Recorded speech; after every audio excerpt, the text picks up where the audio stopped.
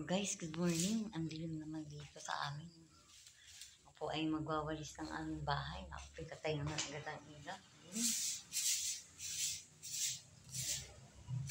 Guys, ako ay magwawalis.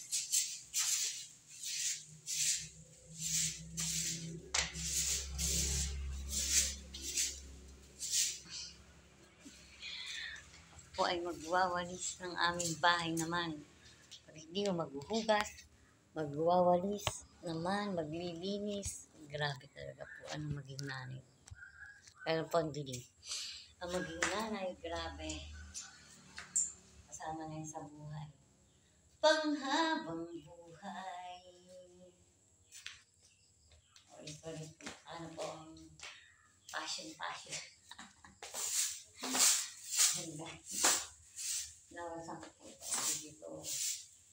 Kasi naging po nawala na yung mga bang kasi pagbuo kasi nahulan natulong dito. Kaya mga nakalagay dito sa nagtatanong po muna. Bago sa taas, ayusin na lang po kasi pag may pera. Nagalayin natin kailangan pera nasan ka?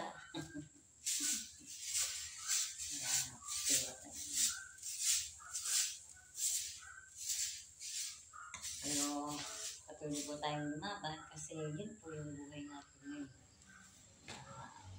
Huwag po tayong mag-isip ng kung ano sa mga nanay ko dyan na mga nai-stress. Huwag po kayo ma-stress. Isipin nyo lang palaging happy moments, o magsayaw, o kaya kumanta, o bagay ganyan, o kaya po ay magpakalimbot lang tayo. Kasi marami po ngayon mga naano ko po yung mga sakit po ngayon, mga nai-stress. Kaya ano po natin yan. Problema lang po yan. Problema po talaga ang dumarating. Pero lahat po ng problema ay may solusyon. Paggalit. Sabi nga po, hindi tayo bibigyan ng Lord. Kaya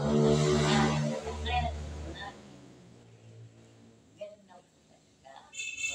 Kaya magdasal po tayo kay Lord na maging magaling po. Dasal-dasal lang po ba? Hanggang kaya. Huwag na lang po ma-stress kasi minsan lang po tayo mabuhay, maging happy po tayo. Sabi nga po, madali ang buhay. Kaya magtalim po tayo ng kabutihan sa ating kapwa. Huwag po puro ingit, galit po. Kaya na po natin nagagalit sa atin. Hanggang po natin nagagalit po sa atin. Hindi masaya. Basta ako po nabawalis dito, naglilinis. Every morning, every minute. Maging masaya and happy together. And God bless po. I love you all. Ingat po lagi.